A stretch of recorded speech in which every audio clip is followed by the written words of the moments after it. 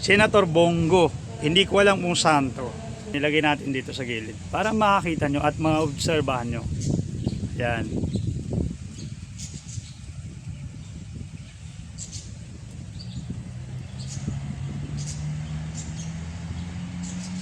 Diba nakakita nyo? Napansin nyo ba?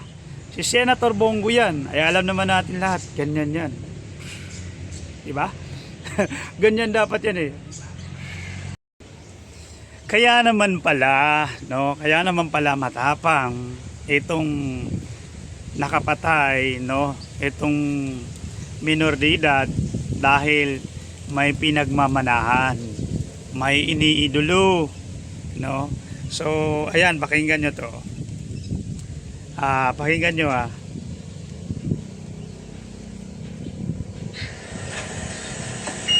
Kulo nung teenager ako, pasok, labas, pasok ako sa kulungan. Rambo dito, Rambo.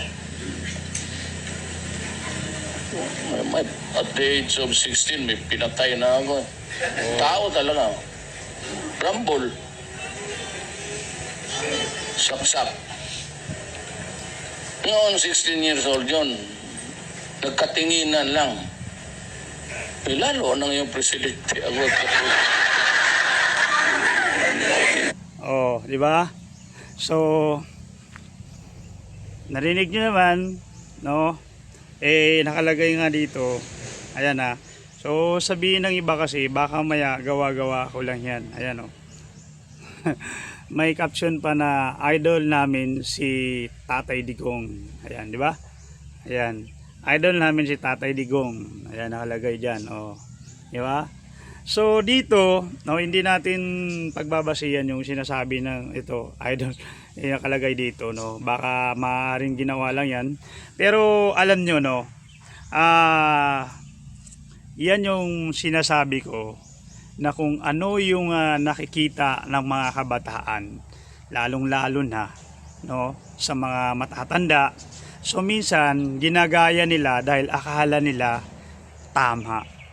Kaya nga tayo, no, kaya nga tayong mga matatanda, kailangan wag natin ipakita yung hindi magandang asal sa mga bata kasi maaaring gayain nila dahil iniisipin din nila na tama yung ganong gawain.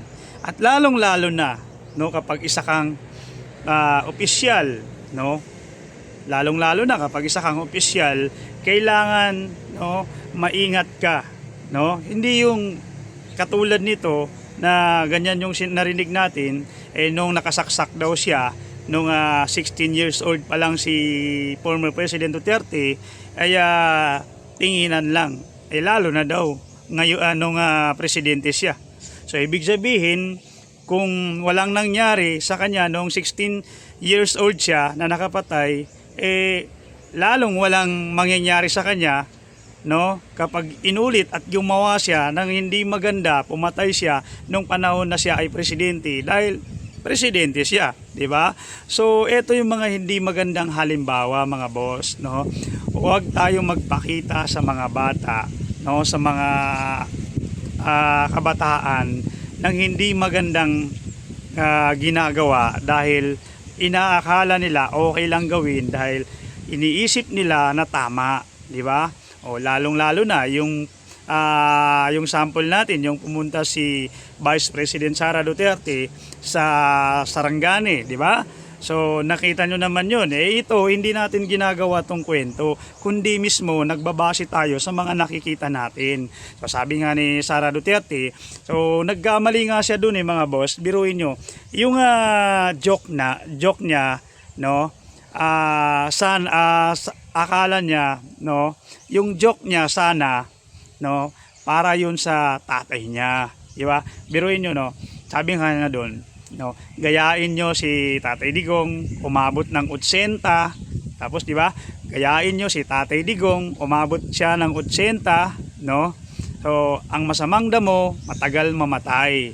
So naisip niya na yung joke niya na hindi maganda, kaya dinugtungan niya ng BBM, di ba?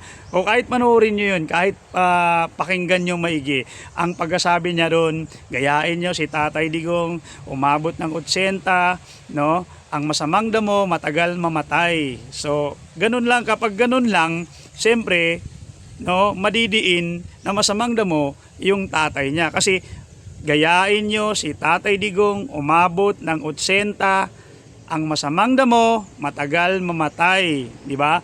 So, kinakailangan dugtungan niya ng BBM. Kasi maging masamang damo yung tatay niya kung hindi niya idinugtong yung pangalan ni BBM, di ba? So, yung mga ganong gawain, no, huwag sana ipakita yan. Huwag sabihin sa harap ng mga, lalong-lalo na yung mga kabataan, di ba? Paano kung yung kabataan iniidolo ka, di ba? So, akala nila pwedeng gawin yung mga ganong biro, no? Akala nila pwedeng gawin na sabihin na masamang damo ka kaya, di ba? Mga ganong mga salita, hindi dapat yung ipinapakita, ipinaparinig, lalong-lalo na sa maraming kabataan, no? Lalong-lalo na sa media, di ba? Kasi alam naman natin lahat, no? Minsan nakukuha ng mga bata, no, yung mga kabataan, yung hindi magandang hasal sa mga nakikita nila, di ba? So, ito pa. Alam nyo ba mga boss, ayan alam nyo ba mga boss, nakita ko lang to ito. Si Senator Robin at si Senator Alan Peter Cayetano ay pumunta rin sa General Santos. O yan, pakinggan nyo Linggo magpapadala kami ng tulong hanggang matapos po, no?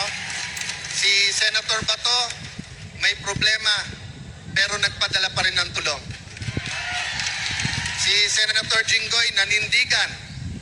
Ayaw niya na ang Senado ay maging dependent sa Malacanang. Nakakulong pero nagpapadala pa rin siya ng tulong, di ba? So ano pa yung mga kasamahan namin? So yun, narinig nyo naman, di ba? Ang sabi niya, linggo-linggo magpapadala sila ng tulong. So sana mangyari, sana magkatotoo. Dahil para naman lang sa ganon, may ahon talaga, no, yung mga kababayan natin na tinamaan ng lindol, no, yung mga kababayan natin na wala ng tiraan, no. So kailangan talaga bangon sila sa mas mabilis. So sana magkatotoo yung sinabi niya na linggo-linggo magpapadala. So sana, no, yung mga makakapanood dito sa video natin na mga taga General Santos, yung mga naapektuhan ng lindol, no, kasi dito sa amin sa Cotabato, naramdaman din naman namin yung lindol, pero hindi katulad sa kanila na talagang may mga nasira. Dito sa amin, no, malakas din naman talaga, pero wala lang talagang mga nasirang building, mga bahay na walang nangyaring mga landslide, no. So pagka nangyari yung linggo-linggo na magpadala si Senator Alan Peter Cayetano, baka pwede i-vlog nyo naman para ma-update kami na nangyari nga talaga. Dahil yung 10K, no, ang tagal na. Mula nung sinabi niya hanggang ngayon, wala pa rin, di ba? So sana mangyari yun. So yun ang sabi nga niya, no, kahit na si Senator Bato daw na may problema, ay nagpapadala din ng tulong. So pero sa akin, nararapat lang yun. Para naman lang sa ganun, maramdaman ng mga taong nangangailangan na nandyan pa siya, buhay pa siya, kasi hindi na natin nakikita sa Senado, di ba? Hindi na pumapasok, pero tuloy ang sahod. Di ba? Yan ang pagkaibahan ng ordinaryong Pilipino sa mga katulad nila na malulupit. Dahil kapag ordinaryong Pilipino, hindi pumasok, walang sahod. Di ba? So bukod dun sa sinasabi niya na may problema si Senator Bato, kasalanan na niya yun. Diba? Hindi na namin kasalanan yun. Diba? So, alam naman natin lahat na meron siyang warrant of arrest na dapat panagutan at dapat na magkaroon ng hustisya yung mga sumisigaw, no? Yung mga namatayan ng mahal sa buhay nung panahon ng war on drugs na ipinatupad ni former President Duterte, di ba? So ngayon, sabi pa nga niya, di ba, kahit na si Senator Jinggoy Estrada ay kahit nakakulong, ay nagpapadala pa rin ng tulong. So, ganun din, di ba? Out na tayo dun, kasalanan nila yun kung bakit, no, kung bakit nakasuhan ng plunder, di ba? Kung bakit may sahod naman, bakit gagawa pa ng hindi maganda, di ba? Bakit kailangan pa magnakaw, di ba? So, yan, no, doon sa tulong na ipinapadala niya, nararapat lang yun. Kasi isa siyang active na senador, no, na ibinoto ng taong bayan para magserbisyo ng totoo sa taong bayan. Pero kita nyo naman kung bakit nakakulong, anong dahilan, di ba? So ito, no, mga boss, kung nakakita nyo pa to,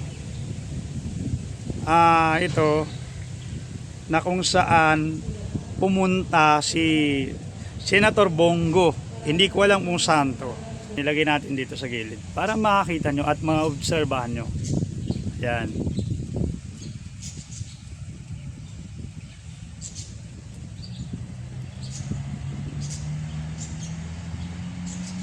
Diba nakakita nyo? Napansin nyo ba? Si Senator Bongo yan. Ay alam naman natin lahat. Ganyan yan. Diba? Ganyan dapat yan Diba? Pero bakit doon sa picture, nakakita nyo naman doon sa una pa lang may gumanon na. Tapos lalo na doon sa pangalawa, halos ganyan. So ibig sabihin, no, ang tanong kasi natin dito, bakit hindi ganyan? No, bakit puro ganon?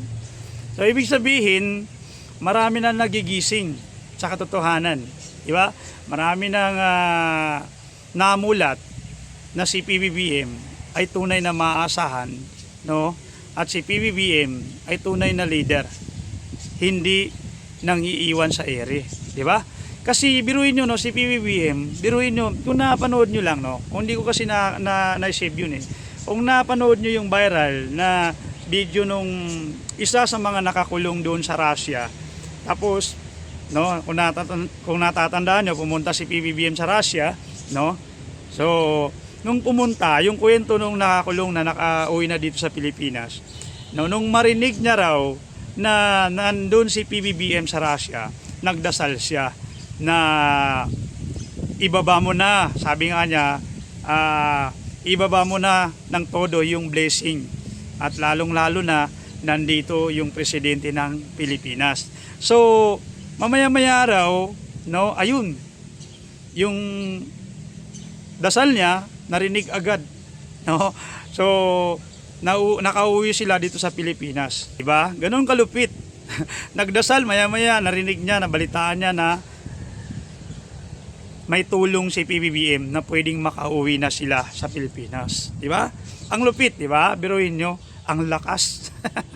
So ganyan ang presidente na talagang nakakapanghinayan pag nawala, pag natapos ang kanyang termino. Wala siyang hinangad, wala siyang pinangarap kung hindi mabago, no, kung hindi gumanda ang buhay ng bawat Pilipino. Lalong-lalo na yung walang gutom kitchen niya, no? So napakaraming mga Pilipino ang kumakain at nakikinabang doon. So yun mga boss, ano masasabi nyo? Comment nyo lang yan dito sa baba ng video natin. Maraming salamat at sa mga bago dyan, huwag nyo lang po kalimutan mag-subscribe dito sa channel na ito. Ingat po kayo palagi.